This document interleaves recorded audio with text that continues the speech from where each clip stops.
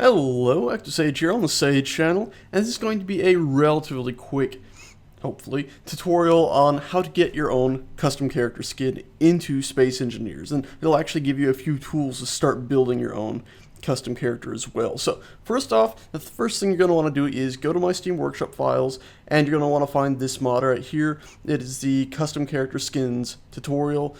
It's the thumbnail there. You're going to replace that. Basically, this whole tutorial is going to be making your own. So first thing you want to do is subscribe to that. Then you're going to want to go ahead and go to your Steam library and start up Space Engineers. Now you're going to want to do a new world, custom world, and go ahead, set it to creative. It doesn't really matter. You can have it on survival too, but the main thing is you need to click on mods and you need to find the your custom character tutorial thing right down here. You're going to tell it to be on. Go ahead and load up the world. Now, what this is going to do is force your game to download the mod. Now, what I suggest doing at this point is Windows key, %, app, data, %, and then click on roaming right there. And they'll pop this open. Then all we got to do is find the Space Engineers folder and then the mods folder. And this is where it'll download your brand new mod, the pack. Now this is the already extracted version of it, but this should, if we give it a minute, actually download one into here. It'll just be a bunch of numbers. And there you go, it finished, it came up with this number. This is the same number you're going to want to look for if you have a lot of mods. It's 310230890. Should be on your screen right now too. Also, please note you can find this mod if you go back to Steam and we go back to the actual mod page. If it'll actually let me go back to the mod page, there we go. It's the same number that you see right up here in the address bar. At the very top here under community, it's the same number you get right there, so you can find it. And just ensure that it has it indeed downloaded. You can also see you're going to have this pulled down right here, and you're not really going to see anything. It's just a base slate. So anyway, let's exit this. We can actually exit the game completely right now. We don't even need to be in the game anymore. Now what we're going to do is we're going to go ahead and go into this file. Now you can use something like 7-zip like I have here, or if you don't have 7-zip, you can actually just open this and explore it normally with Windows Explorer, but I'm just going to use 7-zip. What I'm going to go ahead and do is select all of that. What I would suggest you do is make your own folder. Really quickly, I'm going to go ahead and delete this your custom character that I had from area. What you're going to want to do is make your own your custom character, like I just said, and then click and drag all this stuff into there. And what this is going to do is give you basically everything you need for your own character. And you can even name this whatever you want. So now, because this is going to be the same thing you publish, you'll probably want to rename it, you know, Jim's custom character. There you go. And then when we go in there, this is basically where you're going to be working now. The tutorial files folder right here is the most important thing. I want you to double click on that, open it up right away. Inside you're going to have your custom character. This is a texture file that we're going to get into in a minute. And then you have model compile stuff right here. And this is all stuff you're going to be going into, and it's pretty simple and straightforward, really. But first thing before you start with any of that is you're going to need to double click on this link right here. It's going to pop open your web browser. And it's going to take you to the Adobe webpage here where you can click on the download link and go ahead and get yourself the needed mods for, I say mods, the needed plugin for Adobe Photoshop. So I click that, it brings me here, and then you basically select what you need. I believe it's one of these two right here. Yep. And so go ahead and select the proper version, 32-bit or 64-bit, depending on your operating system, and go ahead and install that. Once you've got that installed, you can come back to the same folder right here that we were just in, and go ahead and double-click on that Your Custom Character thing, and it'll open up Photoshop or any program that can open a Photoshop doc. I really highly suggest you're using Photoshop for this, and you're going to come up with this screen here. Now in this we have at the bottom right there on the layers, you can see we have a base_DE. that is if you want to make a character that isn't going to have any color alterations to it, which means, you know, the color sliders when you're selecting a character, they're not going to work if you use that one, or, you know, if you save your files out with the _DE. Or we have this base_ME, and that's if you want to be able to change the colors of your character. This is basically, each of these are basically the versions that the developers use, or at least very close to the actual original textures of your character. If I turn off this top layer, you can see this is just normal texture. That is the original astronaut without coloring, and then here's the one they use now, and basically any area that's purplish like this is the one that gets altered. Now, to make texturing a bit easier for you guys, you can see I have this diffuse folder and this normal folder. Now, in the diffuse folder, if we open that up, you can see we have tons and tons of these groups. Now, there's nothing in these groups, but I've gone ahead, and this is when I was making my custom textures, I cut up the character basically into different sections. That way I could have, if I want different materials from the gloves to everything else, I could more easily at least texture it differently. So if I'm doing control and left click on these masks for each of the layers or the groups, you can see anything we put inside these groups will only show up in that specific area that is being highlighted on the screen right now. So I can very easily go ahead and just, hey, the body areas like this, you know, the fabric-y areas, I want a very specific texture for that, but nothing else. So I'm only going to go ahead and put that stuff in this body cloth folder right down here. It's pretty simple and straightforward. And if you've got stuff inside it, you don't have to worry about moving it around and it altering the stuff on the surface, because of course it's in a group. So it's pretty cool, and you see how it just shows up only in that area. It's a really simple thing, but I think it helps a lot for texturing stuff. Of course, if you don't want to use that, you can go ahead and just make your own texture on top of everything else and have your own just single diffuse layer, or however you want to do it. So you can do that too if you really wanted to, and just ignore all those layers. They're just there because I found it more useful. Now, as for normals, we have a basic normal map that the developers gave us, and yeah, it's pretty simple and straightforward. If you do a lot of changes to the texture, you might want to tweak your normals and, you know, basically make your own normals. I'm not getting into really texturing here. I'm just telling you the basics that are in this pack and what you're going to do. Now, let's assume that you want to make, you have this really nice texture, you got a bunch of colors on it, and you don't want the colors to be altered by anyone. So you're just going to export it as such, yes? Well, we're going to go ahead and assume you've got all that set up. It's going to look something like this, but of course with your custom colors. At the right here next to layers, you're going to click on channels, and for this you're going to want to go ahead and have a emissive underscore DE. You can have your emissive named whatever, but I just have it underscore DE because it's the one I'm going to use for underscore DE textures. Now, what underscore DE stands for is diffuse emissive. And so you can see on the emissive here, you might say, okay, is the white area going to go low? On underscore DE, it's the other way around. Black areas glow where white areas do not. So you're going to want to make sure this texture is set up for however you want with glowing areas. And then what you're going to want to do is go back here with your texture that you've got all ready to go, do a Control-Shift-S, it'll bring up the save thing, go back to Jim's custom character or whatever you got, click on the textures folder, the models folder, the characters folder. I like having these folders just to have things set up just in case you want to have more mods in one pack. It's nice to have things set up like that, but all you really need is a textures folder. But I have them all set up all the way down to the characters level. We're going to click on select file type right here, save as type I should say, and we're going to select the D3D/DDS. So there we go, we got that. And you can see here I got some base ones here just to give you an idea of the naming conventions you should be having. Always replace your custom character with whatever you want this character to, this character to be called, pretty much. So your custom character is just what we're doing right now, but we could always, of course, because we're doing Jim's custom character, just do Jim's custom character underscore DE, save that out, and you can see here, because emissive underscore DE was the very top one on our channels, it's the one getting used, and then we can do save on the screen. You shouldn't have to tweak anything on the screen that just popped up. So again, it chose which one of these alphas to use because it was the highest one listed here. If I wanted to export a spec, I'd do that. So, you get it right? Yes? You just drag it all the way to the top of the alphas that you have. So we wanted to do underscore DE, so we got that. We dragged that up. Now, of course, you're going to need a specular map for this and your normals.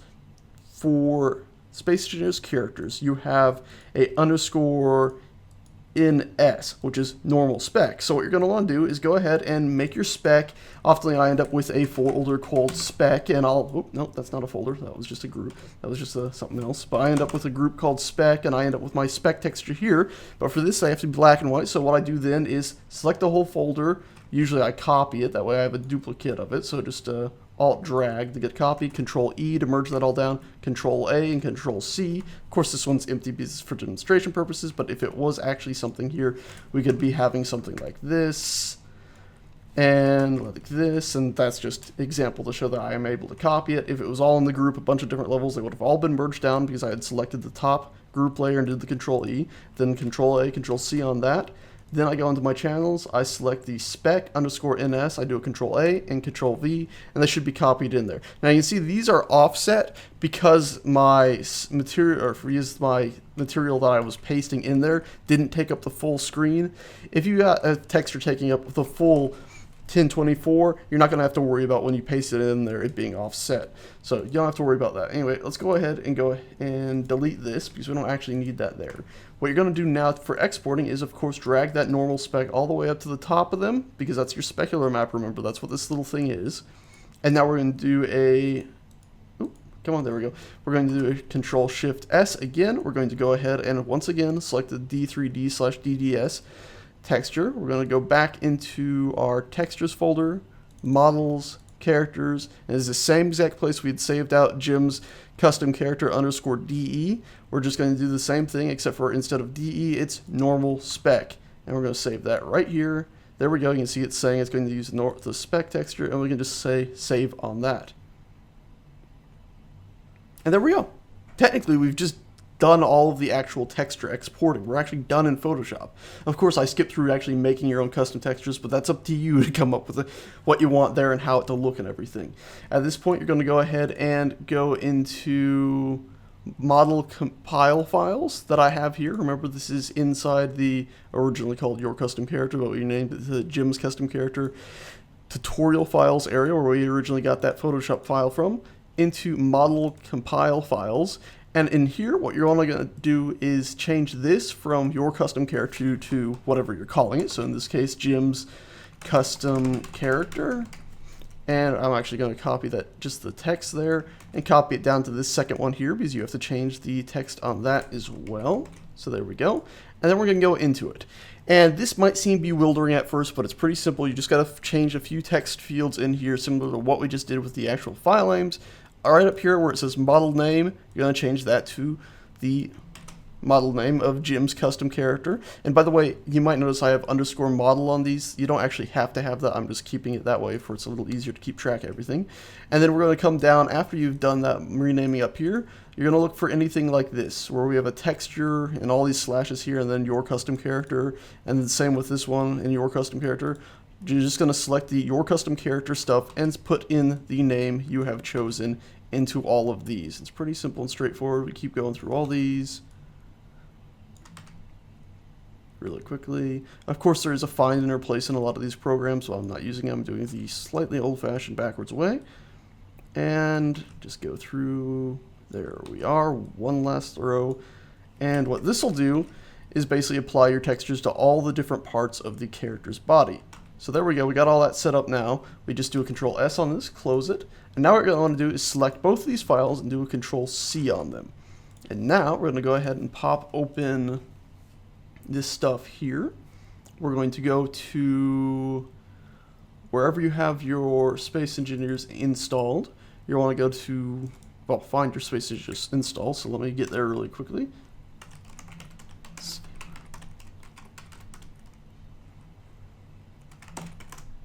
There we go, got there.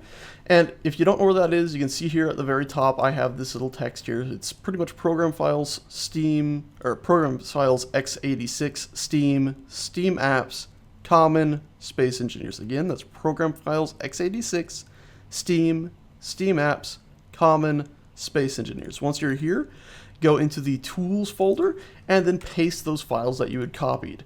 Now you're going to want to click MWM Builder, so double click on that. It's going to and then disappear. Don't worry, it probably did its job, because if you look back here at the two files we copied in, there's another one with the same name now, but it's got a .mwm on the bottom of it. So let's copy that MWM file. We're going to bring it back here just for our own, records to have a copy of it here. But then we're also going to want to go back into the original, Jim's Custom Character, go into Models, Characters, and then paste it here. So again, that's the Your Custom Character file that I renamed to Jim's Custom Character, Models, Characters, and paste it into here. And you can see I have another Your Custom Character _model here. That was just as a reminder of what should be going in this folder. So if you ever get lost, you can always look in these folders, and I have a basic sort of what should be going in there.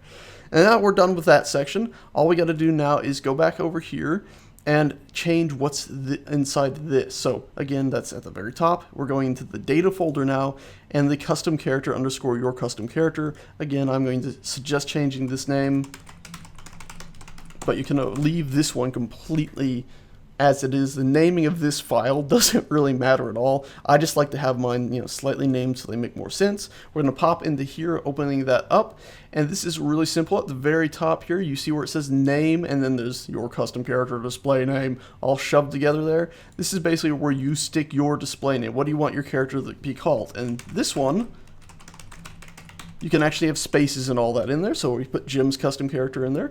Down below at the very next line, it has this model here, so model/characters. This is the file path to where it's trying to find the model, so we'll go ahead and call that Jim's custom character.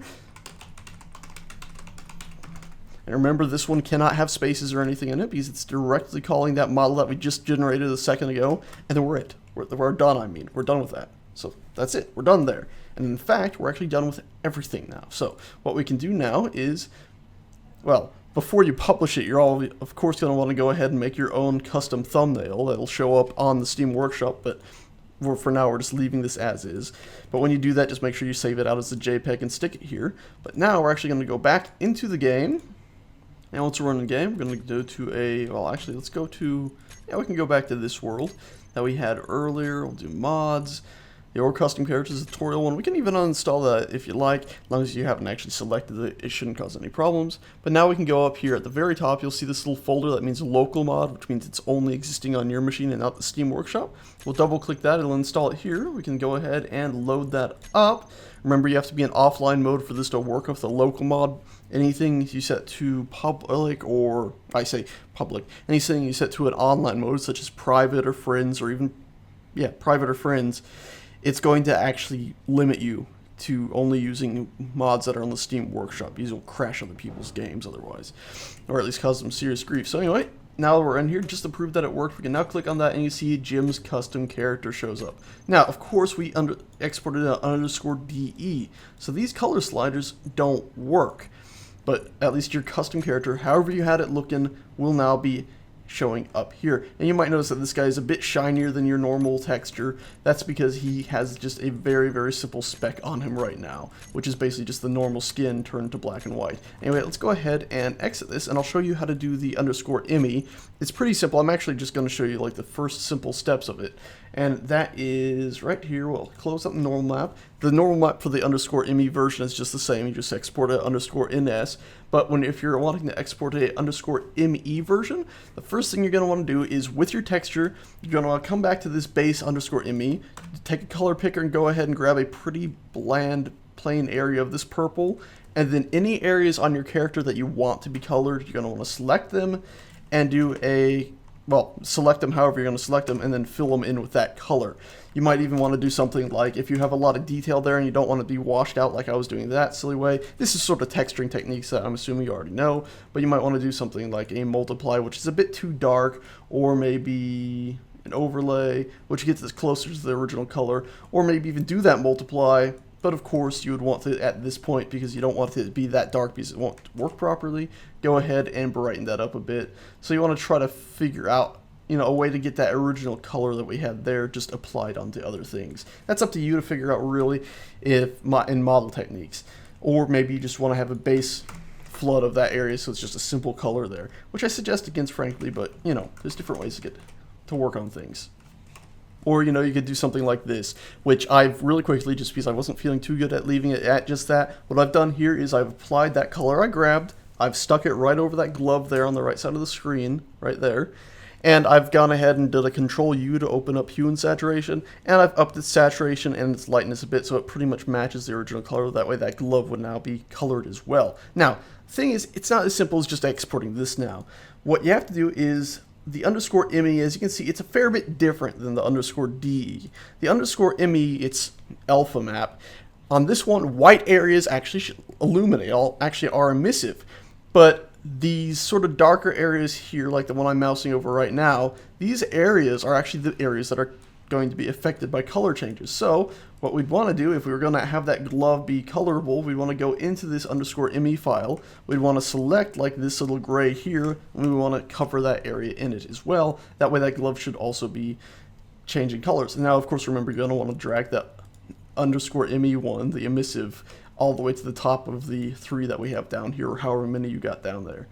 And now we're actually going to go ahead and export this texture. So we're going to go ahead and do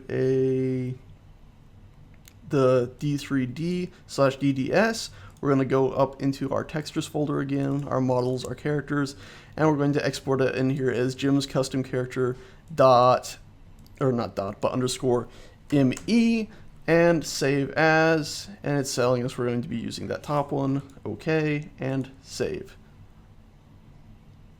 Give it a second. There we go. It's done. I'm not going to save this because I don't actually need to save a different version of it. You should, of course, be saving that. Save early, save often. Every time you do, my rule of thumb is every time you do something you really wouldn't want to have to redo, like you finally got the right color and you just placed it down and it looks decent, or you just know that's the right color, just save. You know, every time you do anything you wouldn't want to have to do again, save. Anyway, now that we got that, what we're going to have to do to make it work is we're going to have to go into our models folder, our characters folder, and remember that Jim's custom character, that's actually going to be have to change. So actually, before we go in there, we're going to have to go back into the tutorial files, model compile files, and we're going to have to change this. And we're going to have to change this to is, instead of having Jim's custom character _DE at all these points, we're going to have to change all of these DEs to IMEs, which is pretty simple and straightforward. Just go through and do that nice and quick. Of course, if you were starting out with as doing an IME in the first place, you would just be doing Jim's custom character, whatever you've named it, _IME. And then we save that out. Of course, we're still going to have the Jim's custom character _normal spec because we haven't changed the normal spec. The normal spec doesn't really have to be different between a _DE and an _IME. And there we go. So now we got that altered version. We're going to grab the actual model file. That's the FBX file at the top, and this one that we just changed again. Copy those. We're going to go back over to the tools folder we were in earlier. Just for our sake, I'm going to go ahead and delete those older files. I'm going to paste in the new ones. Click on the MWM model builder again. It's given us this new file. I'm going to copy and paste this over here for our reference. I really probably shouldn't have done that. I should have had a different version of just the _DE version saved there just for my backup reference, but whatever, not really needed. Let's now go ahead with that new model file .mwm still copied, go back to our models, characters, and go ahead and replace the Jim's custom character in here. And now the one last thing we got to do, I think, is in here. Actually, no, we don't have to do anything in here. It's already set up because it's just calling the model. It doesn't actually have to know that it's a different texture applied. So now if we were to go ahead and start up the game again, go ahead and load our world up.